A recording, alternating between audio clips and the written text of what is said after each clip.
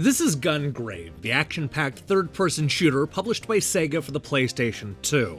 I reviewed this game all the way back in 2002 and haven't played it in 15 years. That is, until now. This is Review Rewind, the show where I revisit my old reviews to see if I like them more, less, or about the same as I did all those years ago. Join me as I play Gungrave and rip apart my 2002 review in this episode of Review Rewind.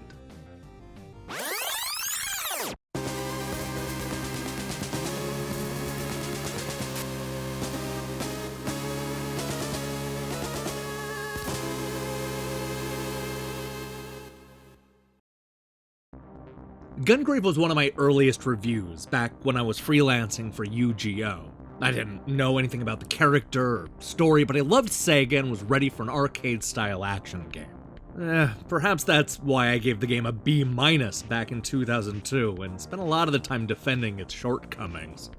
If Gungrave had been released 8 years ago in the arcades, it may have been appreciated for what it is. But in this world filled with consoles that do much more than play games and children with cell phones, Sega's Gungrave can only be, albeit unfairly, judged for what it's not.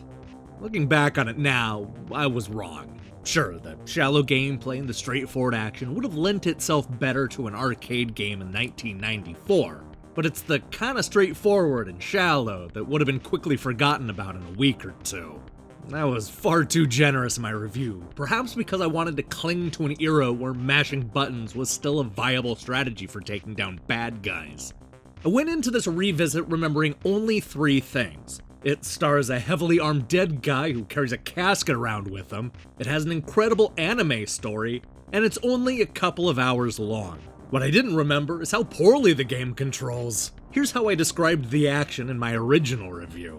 Since the computer targets for you, your game playing is basically limited to button mashing and turning in different directions. Oftentimes, you don't even have to move, just continue to shoot until there's nothing else to destroy.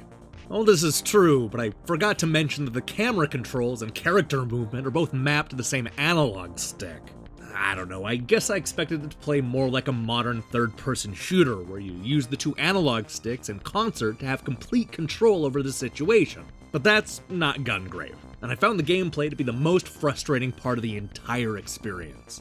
I also forgot to mention that the dead dude is the slowest action hero in video game history. He just lumbers around the 6 stages as if he's there to take in the sights. Worse yet, he has almost no moves to speak of.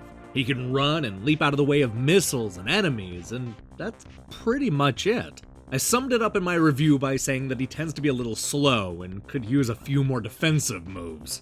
Yeah, that's an understatement. But it's the animation itself that's the biggest selling point.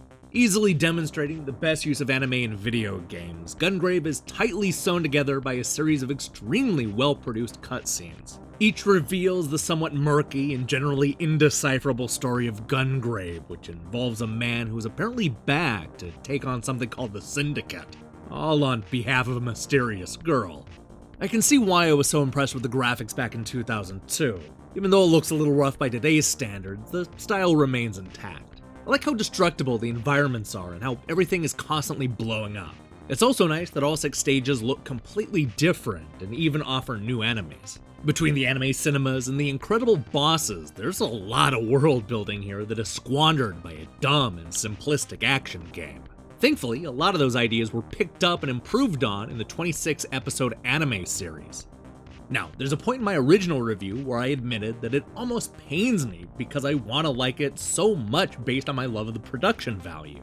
I found myself fawning over the cutscenes, title screen, and the Japanese voice acting, all of which led me to give the game a reasonably high score at the time. Now that the graphics and presentation aren't as eye-catching, I find that I'm not as willing to overlook the shallowness. I don't care if it's an arcade game masquerading as a PlayStation 2 title, as my review argues, because that shouldn't excuse bad control and boring action. Reading through my 2002 review, it's clear that I was on the fence and trying my hardest to stay positive. I recommended it as a rental or budget bin buy, not a full-price $50 pickup. At this point, I'm not sure it's even worth that.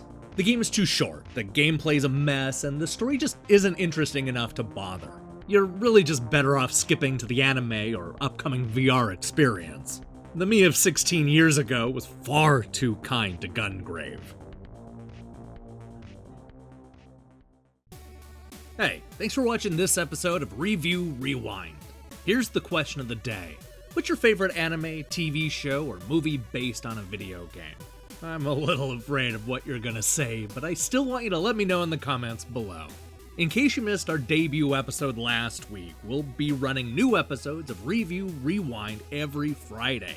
I've been playing through a bunch of old PlayStation 2, Xbox, GameCube, Game Boy Advance, and PSP games, and I'm excited to rip into my old reviews. So I recommend you click that subscribe button and support what we're doing here. Until then.